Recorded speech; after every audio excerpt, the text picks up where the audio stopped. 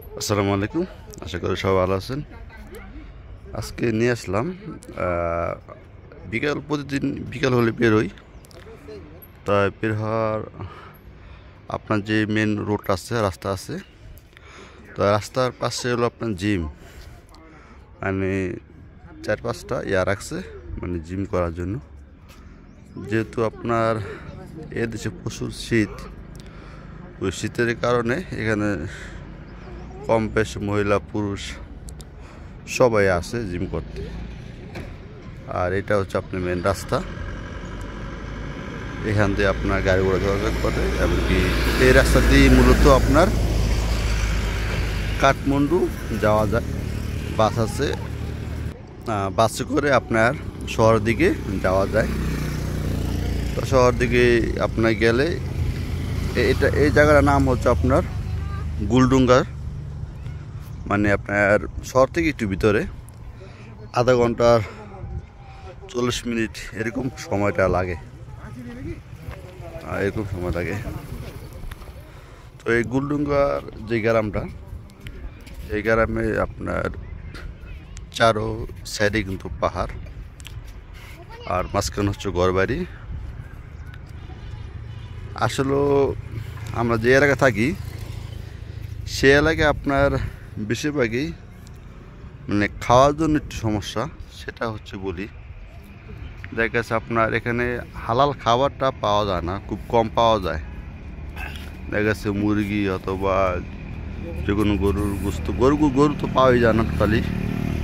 মোষের মাংসটা পাওয়া যায়, কিন্তু মোষের মাংসটা ওরা হলো মোষের মাংস, খাসির মাংস, মুরগি, তো এইগুলো তো আমরা অত কাছ থেকে খেতে পারি না, কারণ এটা তো হালাল না। কারণ ওরা এক কূপে মুরগি জব করে পলা ফেলে দেয় আর বিসমিল্লাহ বলে না। তো সেজন্য আমরা এই খাবারগুলো খেতে পারি না। আর সেজন্য আমাদের কাজ করতে হয় যে হয়তো আপনি যদি খেতে চান, তো এর আগে ভিডিওতে আমি দেখাইছিলাম যে মোষের মাংস কীভাবে তারা বিক্রি করতেছে শহর দিকে, কাঠমান্ডু থামেলে। তো সেখান থেকে আপনার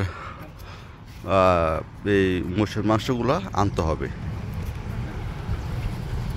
তো সেখান থেকে যদি আপনি কিনে আনেন, তখন থেকে আপনি বাসায় এসে পাক করে খেতে পারবেন। আর মরা মুরগি সেখান থেকে গিয়ে আপনার মুরগি যদি খান, তো সেখানে পাবেন হালালটা, কারণ সেখানে একটা মুসলিম দোকান আছে। তাদের কাছ থেকে যদি আনেন, তাহলে ওইটা আপনার খাওয়ার উপযোগিতা, আপনি খেতে পারবেন, তখন কোনো সমস্যা হবে না। আর এখানে আপনার মুরগির ফার্ম পাওয়া যায়।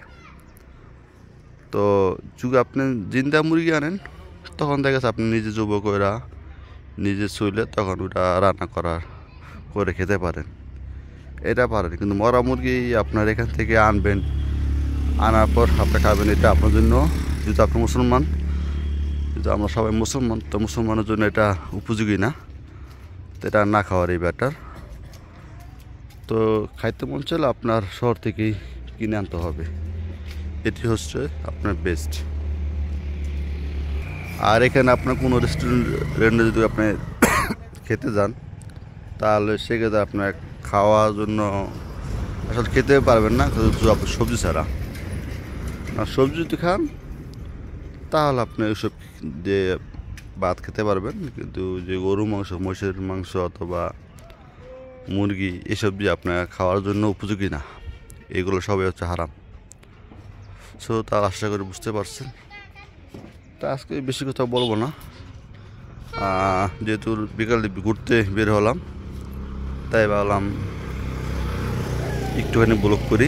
তো ব্লগ করার জন্যই আসলে মূলত ভিডিওটা করা। আর যাওয়ার আগে একটি কথা বলবো যে আমি একটি নতুন ফেসবুক পেজ খুলছি, যদি পারেন তাহলে আমাকে একটু সাপোর্ট দিন। আমার পেজটাই নতুন, একেবারেই নতুন, এখনও তো 1000-1200 মতন লাইক আছে, ফলোয়ার আছে।